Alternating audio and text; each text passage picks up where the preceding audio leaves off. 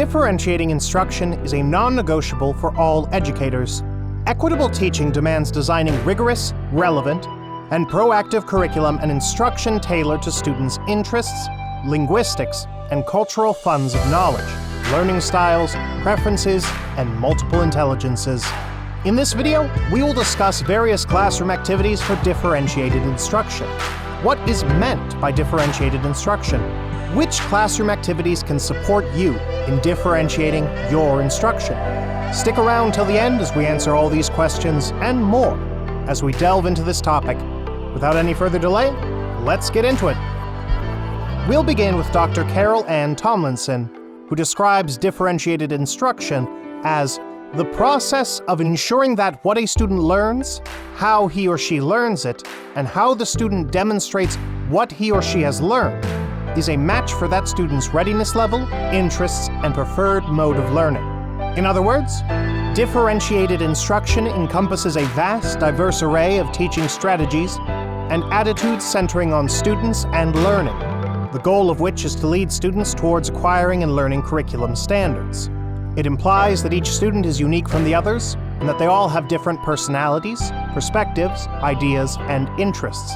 Diversity, equity, and inclusion are at the core of differentiating instruction, as it allows educators flexible, multi-modal ways of accommodating students' various learning styles, interests, prior knowledge, socialization needs, comfort zones, level of engagement or readiness, etc. Teachers can differentiate the classroom in at least 4 ways, depending on the preparedness level, the interests, or the learning profiles of their students. Content. This refers to the content that the teacher teaches during a lecture. It is normally taken from the syllabus given to the teachers by the administration. Process. These are different activities and practices that students perform to ensure that they fully comprehend the material that has been taught to them. Products. These are quizzes and evaluations that the teacher conducts to check how well the students grasp the material. Learning environment. This refers to the type of classroom atmosphere present in a class and how it affects both the students and the teachers. Now, moving on to the classroom activities that teachers can use in differentiating their instruction. Interview students. To determine the learning styles and preferences of students, you can conduct a survey.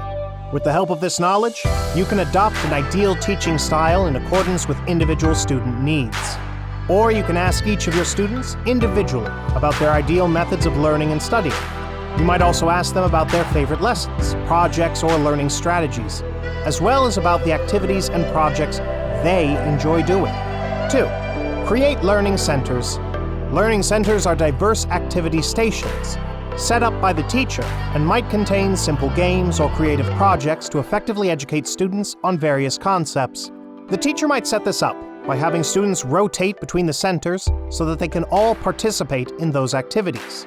Ideas for stations are endless and correspond to your lesson's objectives. Target different senses within lessons. There are numerous strategies to develop students' various senses and skills. By using photos and videos, audiobooks, or manipulatives to instruct students, you can strengthen their visual, auditory, and kinesthetic senses. You may also encourage kids to express their creativity by encouraging them to draw or act out a dialogue. This way you can work on a child's multiple intelligences and help them develop different skills. Additionally, it would also assist students in potentially identifying additional areas of interest. 4. Run literature circles. Literature circles not only work great for discussing printed text, but also any type of authentic or inauthentic text, i.e., textbooks, podcasts, photos, videos, etc. With the help of literature circles, students' speaking and listening abilities are honed, and by helping one another understand various concepts, they also develop a deeper understanding of the material.